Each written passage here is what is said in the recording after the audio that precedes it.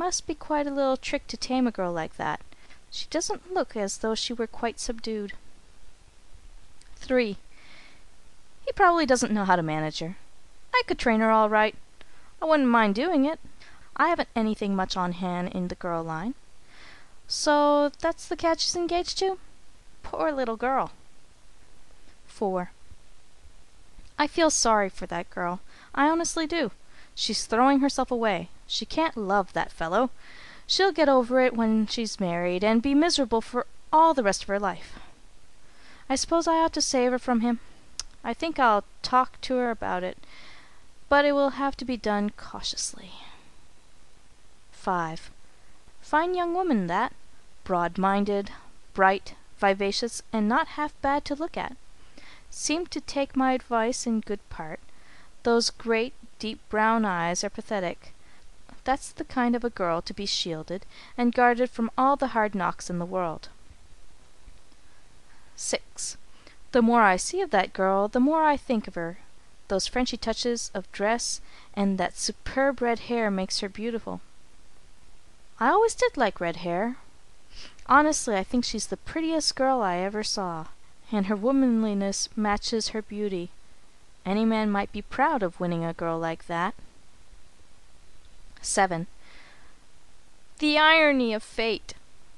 The one soul in all the universe that is deep enough to comprehend mine, the peerless queen of womankind, she for whom I waited all my life, is pledged to another!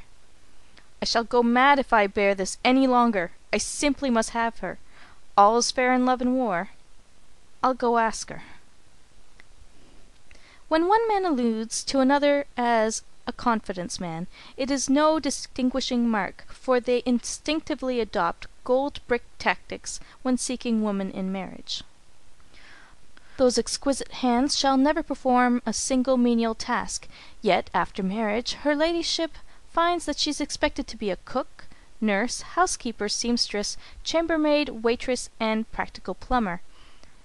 This is an unconscious tribute to the versatility of woman, since a man thinks he does well if he is a specialist in any one line. Her slightest wish shall be his law. Yet not only are wishes of no avail, but even pleading and prayer fall upon deaf ears. It will be his delight to see that she wants for nothing, yet she is reduced to the necessity of asking for money, even for car fare, and a man will do for his bicycle what his wife would ask in vain. Many of the matrimonial infelicities of which both men and women bitterly complain may be traced to the gold-brick delusion. A woman marries in the hope of having a lover and discovers, too late, that she merely has a boarder who is most difficult to please. There is a certain pitiful change which comes with marriage. The sound of her voice would thrill him to his fingertips, the touch of her hand make his throat ache, and the light in her eyes set the blood to singing in his veins. With possession, ecstasy changes to content, and the loving woman, dreaming that she may again find what she has so strangely lost, tries to waken the old feeling by pathetic little ways which women read at once, but men never know anything about. In a way, woman is to blame, but not so much. Her superior insight should give her a better understanding of courtship. A man may mean what he says at the time he says it, but men and seasons change. The happiness of the after years depends largely upon her sense of value and proportion. No woman of artistic judgment would crowd her room with bric-a-brac, even though comfort were not lacking. Pictures hung together so closely that the frames touch lose beauty. Space has a distinct value, and solid colors, judiciously used, create a harmony impossible to obtain by the continuous use of figured fabrics. Yet many a woman whose house is a model of taste, whose rooms are spacious and restful, insist upon crowding her marriage with the bric-a-brac of violent affection. She is not content with undecorated spaces, with interludes of friendship, and the appreciation which is felt rather than spoken. She demands the constant assurances, the unfailing devotions of the lover, and thus loses her atmosphere and her content. It seems to be a settled thing that men shall do the courting before marriage, and women afterward.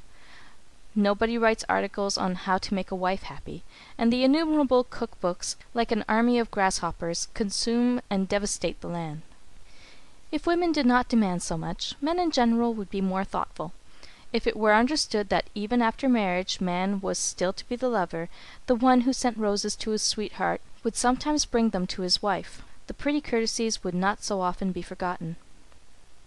If the tender thought were in some way shown, and the loving word which leaps to the lips were never forced back but always spoken, marriage, and even life itself, would take on new beauty and charm.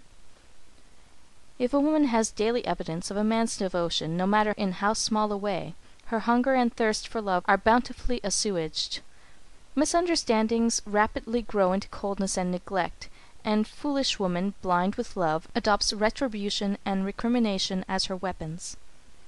There are a great many men who love their wives simply because they know that they would be scalped if they didn't.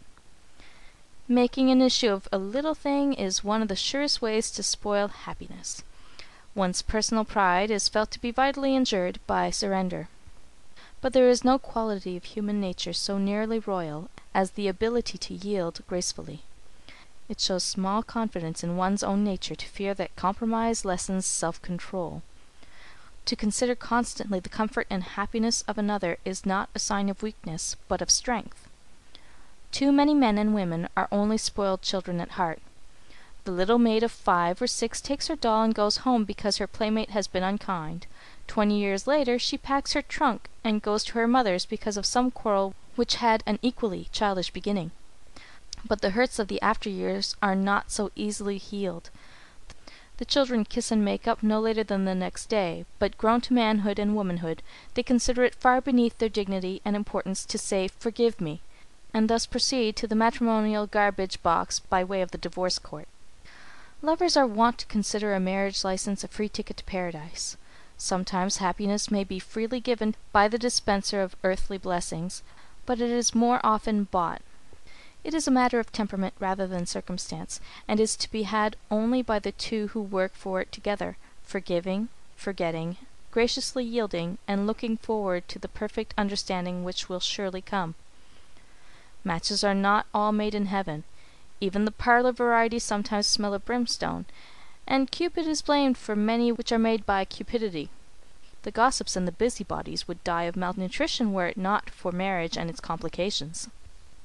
Two people who have quarrelled cheerfully before marriage, and whose engagement has been broken 3 or 4 times, often surprise the tabbies, who prophesy misfortune, by settling down into post-nuptial content. Two who are universally pronounced to be perfectly suited to each other are soon absolutely miserable. Marriage is the one thing which every one knows more about than the people who are intimately concerned. We hear a great deal of unequal marriages, not merely in degree of fortune, but in taste and mental equipment. A man steeped to his fingertips in the lore of the ancients chooses a pretty butterfly who does not know the difference between a hieroglyph and a Greek verb, and to whom Rome and Carthage are empty names. His friends predict misery and wonder at his blindness in passing by the young woman of equal outward charm, who delivered a scholarly thesis at her commencement, and has a degree of Master of Arts.